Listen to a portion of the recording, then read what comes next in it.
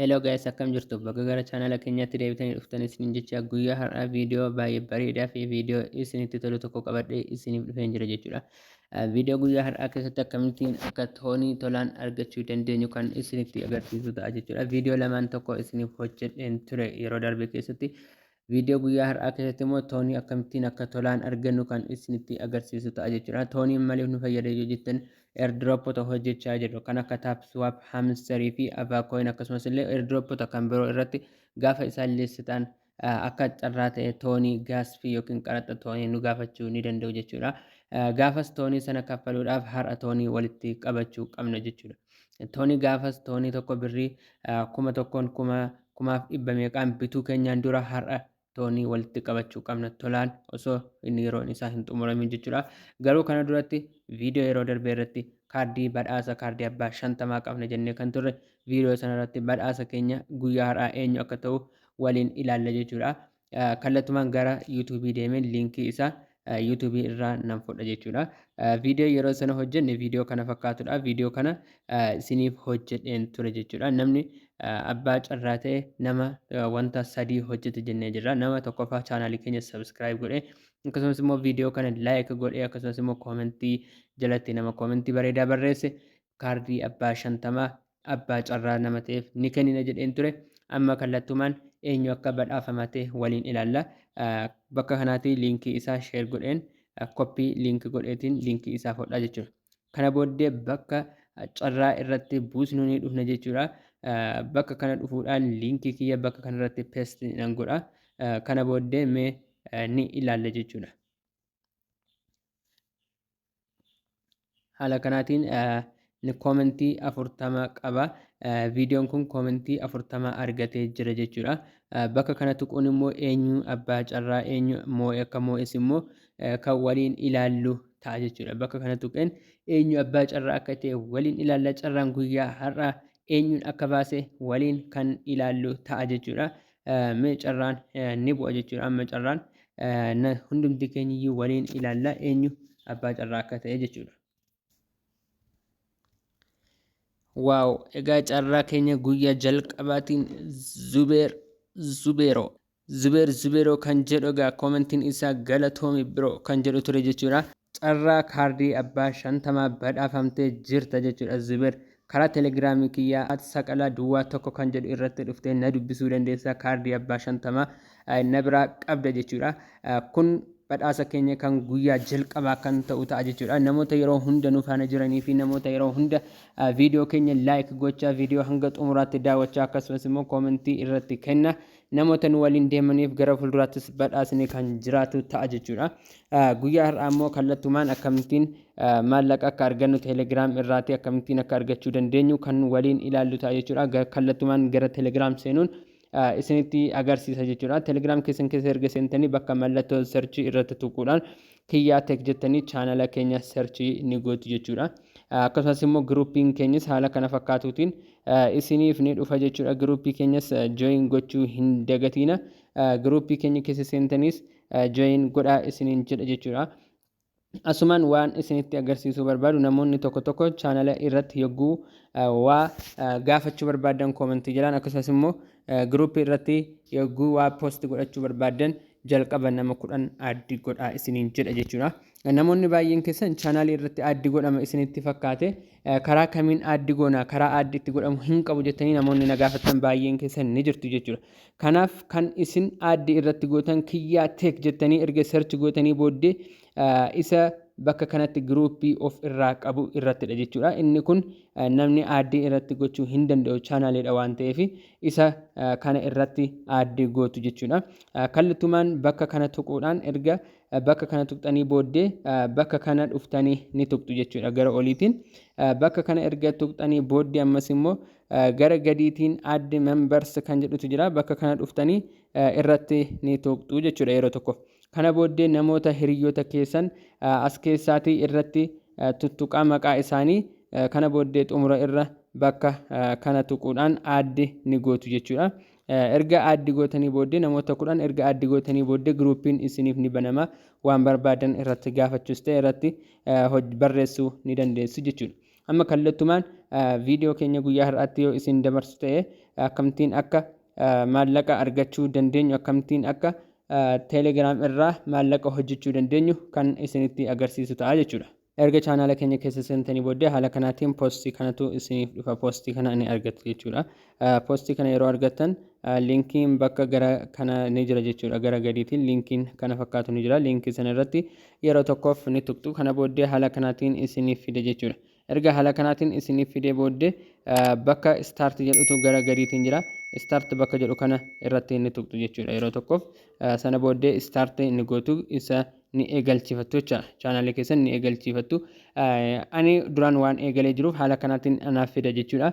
Isin yogguu jalqaba seentan chaanaalii join godhi isiniin jedha. Chaanaalii join godhi bakka jedhu tuqxanii chaanaalii isaanii join gochuudhaan gara gadiitiin immoo check subscription kan jedhu jira. Isa erga tuqxanii booddee haala kanaatiin isiniif fida jechuudha. Haala kanaatiin isiniif fida wantoota hedduutu jiru jechuudha. Jalqaba irratti maaltu jira? Catch ablii kan jedhutu ni jira jechuudha. Bakka kana irratti tuquudhaan coinii ablii jedhamu walitti sassaabbattu jechuudha. Kana booddee imeejii kana download ni gootu. Erga imeejii kana irratti tuqxanii yogguu imeejiin isiniif dhufu waan kana ilaaltu jechuudha. Suuraan kun garaa inni taa'eeru ilaaltu jechuudha. Suuraan kun amma karaa harka bitaa gara gadiitiin taa'ee jira. Isin maal gootu? Lakkoofsota kana keessaa harka bitaa karaa gadiitiin kan taa'eeru ni filattu jechuudha. Karaa suuraan kun taa'eeruutiin kan taa'e ni filattu jechuudha. Osoo amma suuraan kun karaa kana irra kan taa'u ta'e lakkoofsa 2 filanna jechuudha. Amma garuu suuraan karaa kanarra gatii taa'ee jiruuf maal goona? Lakkoofsa 3 ni filanna jechuudha. Kana booddee kunoo akkuma asirraa argitan kongiraa jechaa jira. Coinii 10 argattee jirta jechaa jira jechuudha. Kana booddee ammas suuraa lammaffaa isiniif fida. Haala kanaatiin kunoo amma akkuma argitan karaa harka mirgaatiin gara gadiitiin dhufee jira jechuudha. Kanaaf maal godhaa? Lakkoofsa 4 karaa harka mirgaa gara gadiitiin kan jiru irratti tuqeen coinii isaa ammas 10 nan fudhaa jechuudha. Haala kanaatiin irra deddeebitanii hojjechuu ni dandeessu. Akkasumas immoo gara itti aanuutiin referrals kan jedhutu jira. Bakka referrals jedhu tuquudhaan namoota ni affeertu jechuudha. Nama tokko affeertanii toonii 0.05 isiniif kenna jechuudha. Toonii 0.5 gaafa geessan withdraw godhachuu ni dandeessu. Akkamittiin akka withdraw godhattan isinitti agarsiisa. Akkamittiin akka baafattan isinitti nan agarsiisa jechuudha. Linkii keessan kanatti irratti tuqxanii koppii gochuudhaan namaaf share gootu namootaaf ergitu jechuudha. Yeroo namni tokko ittiin isiniif seenu jechuudha. Toonii 0.05 argattu jechuudha. Akkasumas immoo itti aanee maaltu jira? Tasks kan jedhutu jira jechuudha. Tasks kan jedhu irratti erga tuqxanii wantoota kanatu isiniif dhufa jechuudha. Haala kanaatiin taskota kanatu isiniif dhufa jechuudha. Inni jalqaba nama affeeruudha. Lammaffaan immoo Twitterii isaanii join godhanii yookiin follow gochuudha. Akkasumas immoo telegiraamii irratti post share isaaniif gochuudha. Telegiraamii isaanii akkasumas immoo inni xumuraa immoo retweet gochuudha Twitterii isaanii. Inni jalqaba invite gochuudha. Namootaaf share gootu linkii keessan jechuudha. Isa lammaffaa irratti follow our X kan jedhu irratti tuqxu. Kana booddee haala kanaatiin isiniif dhufa jechuudha. Bakka kana link kan jedhutu jira. Link kan jedhu irratti erga tuqxanii booddee bakka kana ni tuqxu jechuudha. Osoo chaanala isaanii Twitterii isaanii join gochuu baattaniillee follow gochuu baattaniillee rakkoo hin qabu. Bakka kanatti haala kanaatiin tuqxanii follow gochuu ni dandeessu jechuudha. Bakka kana tuquudhaan garuu amman follow hin godhu isinittan agarsiisa. Bakka check jedhu irratti ni tuqxu jechuudha. Haala kanaatiin isin dida ammas irra deebitaniima bakka sana ni tuqxu. Yeroo kana isiniif ni hojjeta. Coinii pointii 3,000 isiniif laata yookiin pointii 300 isiniif laata jechuudha. Haala kanaatiin hojjettu jechuudha. Xumura irratti maaltu jira? Dashboard kan jedhutu bakka kanaati ni jira jechuudha. Bakka kana dashboard kan jedhutu jira. Bakka dashboard jedhu yeroo tuqxan haala kanaatiin isiniif fida jechuudha. Amma ani coinii 320 nan qaba jechuudha. Coinii 10 catch ablii godheetiin argadhee amma isinitti agarsiisan ture. Coinii 300 immoo taaksii keessa seenee hojjedheen argadhee jechuudha. Amma telegram akkaawuntii kiyya isa tokkootiin seeneen hagam akkan qabu akkamittiin akkan hojjedheeru meeqa akka irraa baafadheerullee isinitti agarsiisa jechuudha. Egaa telegiraamii kiyya isa tokkoon yeroon seenee isinitti agarsiisu jechuudha. Ablii coiniin ani qabu kunoo haaluma asirraa argitaniif 300 fi 35 fi 65 nan qaba jechuudha. Toon baalaansiin ani qabu immoo toonii 0.425 nan qaba jechuudha. Tooniin kiyya kunooti haala kanaatiin kan asirratti argitanidha jechuudha.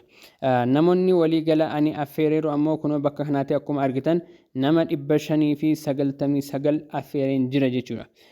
Namoonni hedduun keessan ni seentuu garuu keessa seentanii hin hojjettanii keessa seentanii staart gootanii dhiistu staart gootanii jooyinii erga chaanaalii isaanii gootanii akkasumas illee ofii keessanis namoota riiferaal gochuudhaan hojjechuu qabdu jechuudha. Amma bakka riiferaals jedhu tuqeen kan isinitti agarsiisu ta'a jechuudha. Kunoo akkuma asirratti argaa jirtan walumaa gala tooniin ani asirraa argadheeru toonii 202.9 asirraa argadheen jira jechuudha. Isinis akkasuma hojjettanii argachuu ni dandeessu jechuudha. Toonii 2.99 asirraa argadheen jira jechuudha. Pointiin ani argadheerus immoo kun akkuma argitan bakka kanatti naaf lakkaa'aa jira jechuudha. Isinis akkasuma hojjechuu dandeessu jechuudha. Toonii tokko jechuun doolaara 7 olidha jechuudha. Toonii 2.99 jechuun immoo toonii 3 jechuu dandeessu 0.1 waan irraa qannastan hin qabdani. Toonii 3 jechuun immoo 3 baay'isu 7 doolaara gara 30 wahiiti jechuudha. Isinillee haala kanaatiin hojjettanii argachuu dandeessu. Irraa of hin qusatina, irraa duubatti of hin deebisina. Haala kanaatiin erga hojjettanii bakka daashboard jedhu tuquudhaan maal gootu withdraw gochuudhaaf bakka daashboard jedhu tuquudhaan maallaqa keessan baasachuudhaaf bakka withdraw jedhu kana yeroo tokkoof ni tuqxu jechuudha.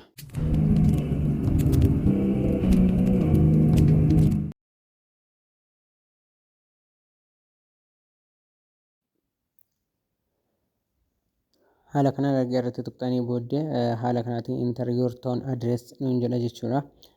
Bakka kanatti keessaa bahuudhaan gara toon kiipparii keessan yookiin immoo telegiraam waaleet keessanii deemuudhaan yookiin waaleetii kan biraas fayyadamuu dandeessu. Achi deemuudhaan toonii adreesii keessan irraa koppii godhattanii deemtanii achitti peest ni gootu jechuudha. Amman toon kiipparii irraatii fudheetiin geessee peest godhaa jechuudha. Haala kanaatiin toon kiipparii kiyya keessa ergan seenee booddee bakka receive kan jedhu yookiin immoo bakka toon coin kan jedhu irratti tuquudhaan receive kan jedhu jira. Bakka receive jedhu irratti yeroo tokko tuqa sana booddee adreesii kiyya kana koppii nan godha jechuudha. Koppii ergan godhee booddee gara telegiraamii kiyyaatti nan deebi'a. Telegiraamii kiyya irratti deebi'eetiin waan amma koppii godhee fi bakka kanatti gadi qabee taa'uudhaan paste nan godha jechuudha. Kun haala kanaatiin naaf fida. Paste godheetiin irratti send nan godha jechuudha.